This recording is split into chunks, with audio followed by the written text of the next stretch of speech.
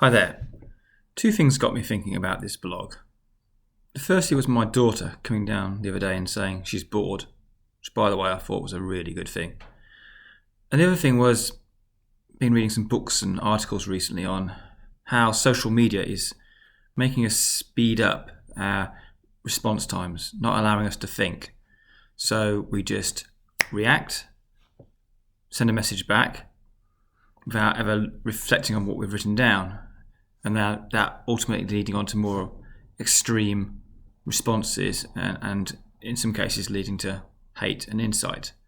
So it's just interesting. And then it got me thinking about creativity in business and in life. There's a lot of talk at the moment about being human in the workplace and the value of us being human in the workplace and the importance of creativity in decision making, identifying solutions, improving processes. That's what we bring to the party, especially when we start to look at AI and automation.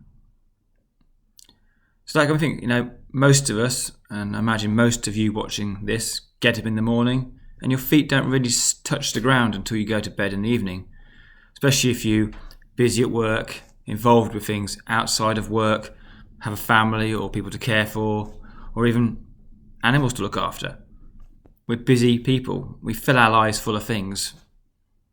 So my question really is, and it's to myself as well, is how often do we stop? How often do we think? How often do we reflect? How often do we let ourselves get bored? I remember asking a colleague or an associate at the Undiscovered Country about children. How do we help them regain their creativity? And a simple answer was, let them be bored. And it's true, if we sit there and have nothing to do, our mind wanders. I used to do a lot of running, and when I ran, my mind wandered, and it was quite amazing the things I used to think of, the solutions I come up with.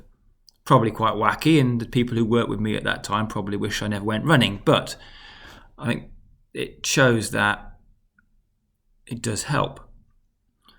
So really my point is, and I thought I'd raise it as much as a reminder for myself, is I think it's important we do let ourselves have time, and the people we work with and live with, time to reflect, time to dwell or ponder on things so that they can come up with better solutions, answer the questions we ask them in a more thoughtful way, and hopefully allow us to be more creative and more productive and happier. I'd be interested to know your thoughts. Thanks.